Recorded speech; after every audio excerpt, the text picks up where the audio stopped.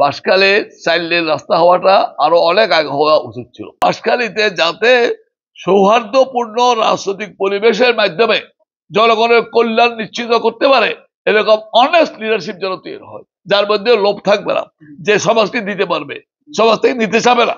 রিক্সাওয়ালাও আমার বাড়িতে আসতো, সামানওয়ালাও আমার বাড়িতে আসতো।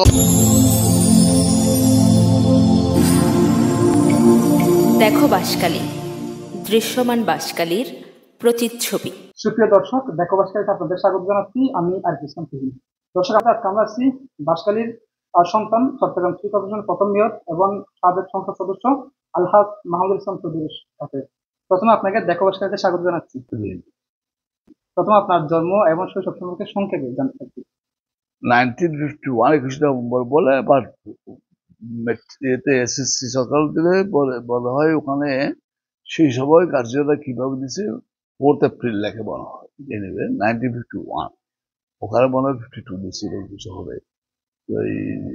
এনিওয়ে আমার শৈশবে প্রাথমিক লেখাপড়া করছি বলছড়ি প্রাথমিক বিদ্যালয়, দেন হাই স্কুল বলছড়ি বলেছে হাই স্কুল, তারপরে চট্টগ্রাম সরকারি কলেজ, তারপরে চট্টগ্রাম বিশ্ববিদ্যালয়। চট্টগ্রাম সরকারি কলেজ থেকে আমি ইন্টারমিডিয়েট ডিগ্রি পাস করছি, দেন মাস্টার্স করছি ইতিহাসে চট্টগ্রাম বিশ্ববিদ্যালয় থেকে 1973 সাল। হ্যাঁ, তারপরে আমি এরপরে কিছুদিনের জন্য বাঁশখালী ডিগ্রি কলেজের বেতন না নিয়ে অনারারি প্রফেসরে কাজ করছি।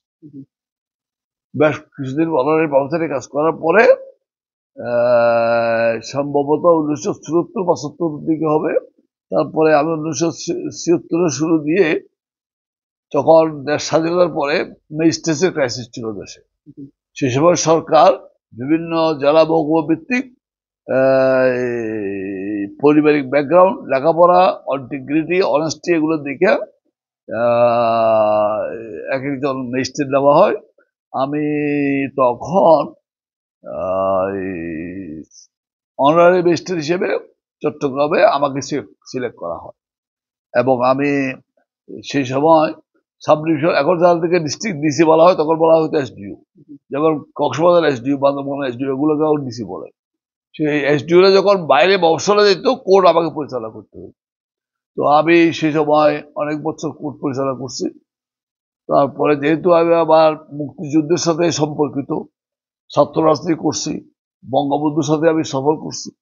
আমি ছাত্রলীগের 1968-69 সালে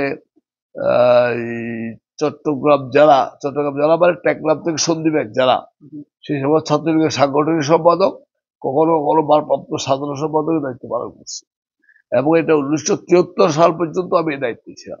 মুক্তিযুদ্ধের পরে ছাত্রলীগের সম্পাদক হয়নি। তারপরে বাঁশখালী থেকে তখন আমাদের অনেক সমস্যা। আমি চিন্তা করলাম যে যদি বাঁশখালীকে যদি আমাকে সমস্যা থেকে বাইরে করতে হয়, তাহলে আমাকে রাজনীতির সাথে ডাইরেক্টলি নেতৃত্বে আসতে হবে। তাহলে সে ভিত্তিতে 1973 সালে যখন বাংলাদেশে একমাত্র পার্টি আওয়ামী লীগ, অন্য কোনো পার্টি জাসদ তৈরি হয়, তখন জাসদ ছিল আর আওয়ামী লীগ ছিল। সেই সময় ওই বাঁশখালীর আওয়ামী লীগের চাহিদা অনুযায়ী নমিনেশন হয় নাই, যার কারণে সে আমলের তৎকালীন ছাত্রলীগের নেতা ছিল মৌলভী সৈয়দ, জাকির হোসেন চৌধুরী, অ্যাডভোকেট আব্দুল সবুর, নুরুল আলম চৌধুরী, ওরা সকলে মিলে আমাকে ধরলো যে না, আমাদের মনোভূত নমিনেশন হয় না, আপনাকে ইন্ডিপেন্ডেন্ট ইলেকশন করতে হবে। 73 সালে আমি ইন্ডিপেন্ডেন্ট ইলেকশন করতে গেলাম বাধ্য হয়ে। তখন দেখলাম সারা বাংলাদেশে সমস্ত মনোনয়ন বৈধ হইলো, আমারটা বাতিল হয়ে গেল বয়সের অজুহাতে। সেই সময় বয়সের যেটা ভোটার লিস্ট ছিল, সেখানে আমার বয়স ছিল 23, শাহজাহান চৌধুরীর বয়স ছিল 21।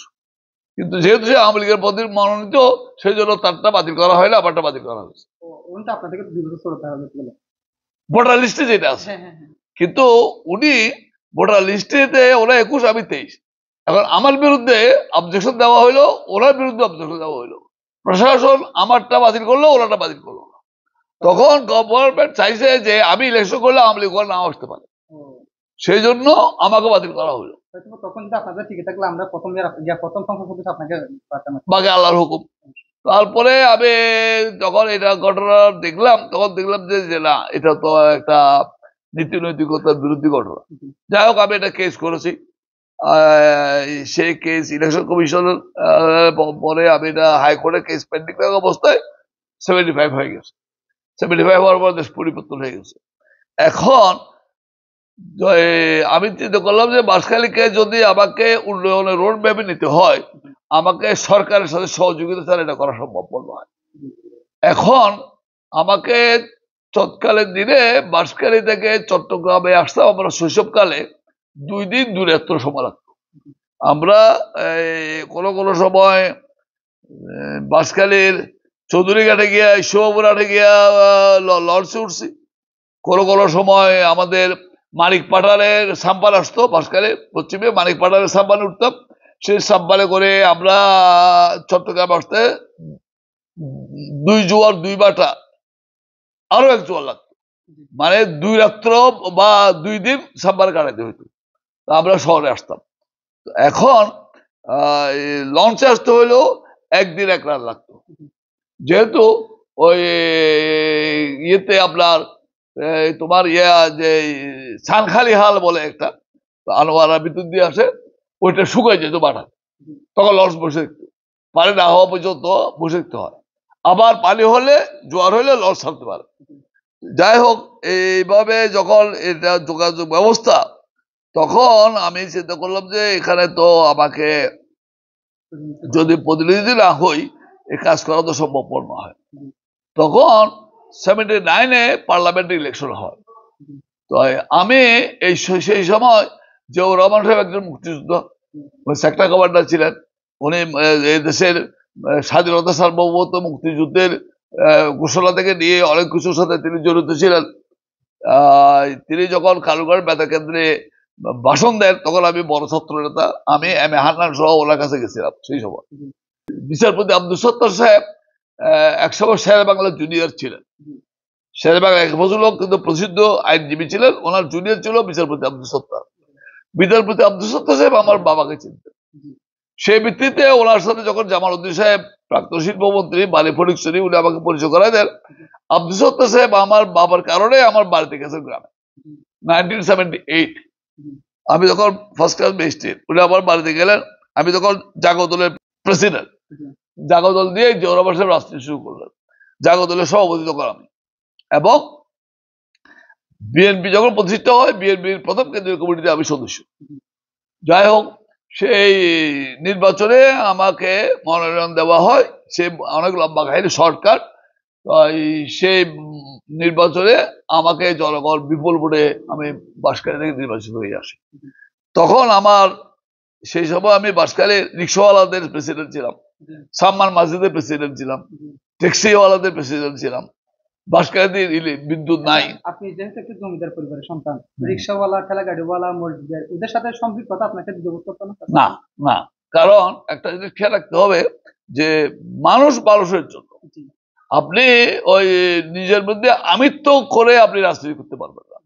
রাজনীতি করতে হলে আপনাকে হাম্বল হইতে হবে, এবং পাবলিকের পরে যেহেতু আপনাকে নির্বাচিত হইতে হবে, জনগণের নেতা, জনগণের সাথে মিশে যেতে হবে, জনগণের কালচারের সাথে আপনাকে সম্পৃক্ত হইতে হবে। আমার বাড়িতে আগে অনেক সিস্টেম ছিল, আমি এটা পরিবর্তন করে দিছি। আমার বাড়িতে আমি যতদিন থেকে নির্বাচনে আসছি, কেউ কোনোদিন চেয়ার আর টেবিল টুল আলাদা করিনি। সবাই একই কাতারে আমি বসাইছি।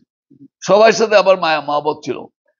রিক্সাওয়ালাও আমার বাড়িতে আসতো, সামানওয়ালাও আমার বাড়িতে আসতো, এবং এই যে লবণের মাঝি, এরাও আমার সাথে, লবণের যারা উৎপাদনকারী কৃষক, এরাও আমার সাথে সম্পর্কিত। তারপর আমি দেখলাম বাঁশখালীর মধ্যে আবার পশ্চিম বাঁশখালীর অবস্থা আরো করুন। সে পশ্চিম বাঁশখালীকে যদি উপরে উঠাইতে হয়, তাহলে আমাকে নতুন পরিকল্পনা করতে হবে। যাই হোক, ওভারঅল আমি চিন্তা করলাম যে রাস্তাটা পটিয়ানোয়ারা রোড, সেটাকে আমি টাইলে বাঁশখালী টয়টক পর্যন্ত নিয়ে গেলাম। বাঁশখালী রাস্তা ছিল আগে জেলা পরিষদের আন্ডারে। সেই জেলা পরিষদের রাস্তাটাকে আমি কনভার্ট করে আমার হাত দিয়ে সেটা সড়ক ও মহাসড়কে গেছে, এবং সড়ক ও মহাসড়ক জলদির বাইরে আর যাবে না। আমি সেই সময় দ্বিতীয়বার যখন আমি পার্লামেন্টে আসলাম 86-এ আসার পরে আনোয়ার হোসেন মঞ্জু তখন যোগাযোগ মন্ত্রী, আমি তাকে নিয়ে গেছি রিক্সা করে, যেহেতু জলদির দক্ষিণে কোনো সেতু নাই। জলদি দক্ষিণে আপনার টয়টক পর্যন্ত কোনো সেতু নাই, সবগুলো আমাদের গ্রামীণ ভাষায় বলে বা চট্টগ্রাম ভাষা জি, জি, সাঁকু জি, সাঁকু পার হয়ে যাইতে হইতো। তো রিক্সাকে কাঁধে করে এপার থেকে ওপারে নিতে হইতো। জি, এবং জলদি বিয়ার বাজার পর্যন্ত সারপুর থেকে কোনো পাকা সেতু নাই, সবগুলো কাঠের সেতু। কাঠের সেতুর উপরে বাড়ি যানবাহন উঠতে পারবে না। এখন আমাকে যদি এই রাস্তাকে ঠিক করতে হয় তাহলে প্রথমে আমাকে এটার সেতুগুলো ঠিক করতে হবে পাকা, দেন সেতু ঠিক করার পরে ব্রিক সলিড করে তাকে সময় দিতে হবে স্টেবল হওয়ার জন্য, তারপরে পিস করতে হবে। আমি ওই সেই সময় বাঁশখালীকে আমি মোটামুটি ভাবে 86, 87, 88, 89 মধ্যে সমস্ত বাঁশখালী ব্রিজ পাকা শেষ করছি। তারপর 90-তে গিয়ে আমি পিস করার জন্য প্রথম যখন শুরু হলো গভর্নমেন্ট বললো যে আপনাকে প্রথমে যাত্রায় 2 কিলোমিটার দেওয়া হবে, সেটা আমি জলদি দিয়ে পিস করা শুরু করেছিলাম। আমি যখন এখানে চট্টগ্রামের মেয়রের দায়িত্বে আসলাম, প্রথমে আমি প্রশাসক হইলাম, প্রশাসকের পরে মেয়র হইলাম। সেই সময় এখন যেটা তোমরা শাহমানত সেতু পার হও, জি, সেই সেতুটা ছিল একটা লোহার সেতু। সে লোহার সেতু এখনকার ছেলেরা দেখে নাই। জি, সে লোহার সেতুটা ছিল এরশাদ সাহেব ক্ষমতা থাকা অবস্থায়, এটা ছিল অনুদান। জি, অনুদান ছিল নেদারল্যান্ড গভর্নমেন্ট। রাউজানের সালাউদ্দিন কাদের চৌধুরী ছিল এরশাদ সাহেবের ত্রাণ মন্ত্রী। মুর্শিদ খান সাহেব যিনি পরে পররাষ্ট্রমন্ত্রী হইলেন, উনি ছিল বোয়ালখালী থেকে এরশাদ সাহেবের সবার কেশিয়ার ছিল জাতীয় পার্টির মুর্শিদ খান, এবং মুর্শিদ খান এমপি ছিল বোয়ালখালী। উনি এই সেতুটা অ্যাপ্রুভ করাইলেন কালুঘাট সেতুর পাশে, যেটা ওসমানী গ্লাসিট ফ্যাক্টরি যেটা আছে, এই গ্লাসিট ফ্যাক্টরি দিয়ে একটা হেভি রোড আছে, সে হেভি রোড দিয়ে এই সেতু বসা দিলে ওই পারে পার হওয়া যায়, জি, যার কারণে গভর্নমেন্টকে আর নতুন কোনো রাস্তা করতে হবে না। তো সে ভিত্তিতে এই সেতু সেখানে অনুমোদন হয়। বাই দি টাইম যখন শেখ হাসিনা পার্লামেন্ট থেকে পদত্যাগ করে চলে গেলেন, সাথে সাথে মোর্শেদ খান এবং সালাউদ্দিন কাদেরও পদত্যাগ করলেন। তখন আমি আসলাম প্রশাসক হয়ে। আমি এই সেতুটাকে ওখান থেকে বদলাই এখানে আনার জন্য, যেখানে এখন দেখতে পাচ্ছ তোমরা, আমি দৌড়ঝাঁপ শুরু করলাম। সে দৌড়ঝাঁপ শুরু করতে গিয়ে এই লোহা সেতু সেটা আমি এরশাদ সাহেবের সাথে দেখা করলাম। এরশাদ সাহেব বলে দিলেন আমার আপত্তি নেই, যোগাযোগ মন্ত্রীর ব্যবস্থা নেই। আনোয়ার মন্ত্রী সাহেবের সাথে আমার ব্যক্তিগত সম্পর্ক খুব এক্সেলেন্ট। এখন এটা কেমন করা যাবে? এই বদ্দারহাট থেকে যে রাস্তাটা এখন আছে, সেই রাস্তাটা আমি সেই আমলে আমার প্রশাসক বা মেয়র হিসেবে আমার যে সুযোগ সুবিধা ছিল, এখানকার কাউন্সিলর এবং নেতা সমস্ত লোককে আমি এক জায়গায় বসায় রাজি করাইলাম এই রাস্তার উপর দিয়ে আমরা ব্রিজ করে ফেলবো, রাস্তা করবো। তাহলে এখন যে জায়গা বাকলিয়ার মানুষ 5,000 টাকা ঘন্টা বিক্রি করে, সেটা তখন 25 লাখ টাকা ঘন্টা বিক্রি করতে পারবে। সবাই রাজি হইলো। সেই সময় আমি এই রাস্তাটা তাড়াতাড়ি করে করাই। এখন 91 সাইক্লোনের সময় ওই লোয়ার ব্রিজ ভেঙে যায়, পরে সেটা আবার রিহেবিলিট করা হয়। এই যে বাঁশখালীর উপর দিয়ে কক্সবাজারের যোগাযোগ ব্যবস্থা করার লক্ষ্যে আমি এই সেতু এখানে নিয়ে গেছিলাম। এখন পরবর্তী পর্যায়ে এই সেতু করার আগে এখানে আমি ফেরি সার্ভিস করা হয়েছে, গভর্নমেন্টের নিয়ম যেটা, সেই ফেরিগুলো আমি এখান থেকে উইথড্র করে আবার নিয়ে গেলাম স্থানপুর তিলাদ্বীপ সেতু যেখানে হয়েছে, ওখানে ফেরি নিয়ে গেছি আমি ক্ষমতায় থাকতে। আমি যখন মেয়র তখন ওই ফেরি ওখানে চালু করে দিয়েছি, এবং ওই ফেরি চালু শুরু হয়েছে। ওই ফেরি থাকার কারণেই ওখানে ব্রিজ করতে হবে, আর ব্রিজ হয় নাই। সে 91 থেকে নিয়ে 98 পর্যন্ত আর ব্রিজ নাই। 96-এ যখন আওয়ামী লীগ বা শেখ হাসিনা প্রধানমন্ত্রী হয়, তখন জাতীয় পার্টি সমর্থন নিয়ে হয়। জাতীয় পার্টি থেকে একটা মন্ত্রী বা যোগাযোগ মন্ত্রী, সেটাকেই আনোয়ার হোসেন মঞ্জু আসছে। আনোয়ার হোসেন মঞ্জুর সাথে আমার ব্যক্তিগত কানেকশনের কারণে ওই যে ফেরি নিয়ে গেছিলাম, ওইটা তার মনে আছে। সে আমার সাথে কথা বললো, আমার বাসায় আসলো, আমার সাথে তার ইঞ্জিনিয়ার থেকে নিয়ে আসলো, সে অর্ডার করলো এটা সেতু করতে হবে। এখন সেটা সেতু করতে হইলে প্রথম কথা হচ্ছে যে সংকল দিন পর্যন্ত তিলাদ্বীপ সেতু করতে হয়, তাহলে মানবাসন মঞ্চ হচ্ছে এটা জাতীয় নির্বাহী পরিষদে নিয়ে ওর একক ক্ষমতার ভিতর দিয়ে করে ফেলার জন্য। এখন ফিজিবিলিটি রিপোর্ট করা হলো 1997-এর দিকে। 97 দিকে ফিজিবিলিটি রিপোর্ট করার পরে 98-এর রিপোর্ট আসলো যে এই সেতু করতে গেলে 47 করোড় টাকা লাগে। এখন তখন মন্ত্রীর মন্ত্রণালয়ের ক্ষমতা হচ্ছে 25 করোড়, তার উপরে পারা যাবে না। তখন রেজাউল হায়াত নামে একটা যোগাযোগ সচিব ছিল, সিএসপি অফিসার, বাড়ি সীতাকুণ্ড। তার সাথে আমার বড় সম্পর্ক ছিল। আমি মঞ্জু আর রেজাউল হায়াত যখন কথা বলতেছি, তো রেজাউল হায়াত মন্ত্রীকে বললো, স্যার আপনি আমাকে ওই ফিজিবিলিটি রিপোর্টটা দেন, আমি একটু স্টাডি করি। স্টাডি করে একদিন বা দুদিন পরে আমরা আবার বসছি, দুজনে আমরা তিনজনে খাইতে বসছি দুপুরবেলা সচিবালয়ে। তখন তিনি বললেন যে এখানে দেখা যাচ্ছে সেতু করতে লাগবে 24 কোটি সামথিং, 25 কোটির নিচে। আর সেতুর নিচে যেটা আপনার সিসি ব্লকের কাজ, সেই সিসি ব্লকের কাজ করতে লাগবে 7 কোটি টাকার মতো। আর যেটা কারা দিঘির থেকে যে রাস্তাটা, সে রাস্তাটা করে ওই পারে যাইতে আর টাকা লাগবে বাকি 17-18 কোটি টাকা সে আমলের। তখন রেজাউল হায়াত করলো কি যে এটাকে ফিজিবিলিটিটাকে 3টে ভাগে প্রস্তাব নিয়ে আসলো, ফাইল একটা জায়গায় 3টে হয়ে গেল। তো ওই একটা ফাইলে দেখা গেল 24 কোটি 50 লক্ষ, যেটা সেটা মন্ত্রী সাহেব অ্যাপ্রুভাল করে টেন্ডার করে ওইটা কাজ শুরু করে দিল। সেতু হওয়ার পরে এখন ওয়াটার বোর্ডকে বলা হলো যে তুমি ওই সিসি ব্লকের কাজ ওয়াটার বোর্ড দিয়ে করাইলো। হ্যাঁ, এখন যে বাকি যে রাস্তার কাজ 1999 সালে বলা হয় প্রধানমন্ত্রী সেতুর ভিত্তিপ্রস্তর করছে, জলদি স্কুলে মাঠে পাবলিক মিটিং হচ্ছে। যোগাযোগ মন্ত্রী বললো চলো মিটিং এ যাই। আমাদের আমি তো যদি শেখ হাসিনার সাথে মিটিং এ যাই মানুষ বর্গ বা আমলিক করি, তো আমি যেতে পারবো না, বাসখালী আমি শেখ হাসিনার সাথে স্টেজ উঠতে পারবো না। তখন আনোয়ার মঞ্জু বললো তোমার জন্য আমি ব্রিজ করতে গেলাম, তুমি না গেলে আমি কেমনে যাই। আনোয়ার মঞ্জু ওই যোগাযোগ প্রধানমন্ত্রীর মিটিং এ যায় নাই। মানে যোগাযোগ মন্ত্রণালয়ের সাবজেক্ট, সেতু হচ্ছে যোগাযোগ মন্ত্রণালয়ের অধীনে।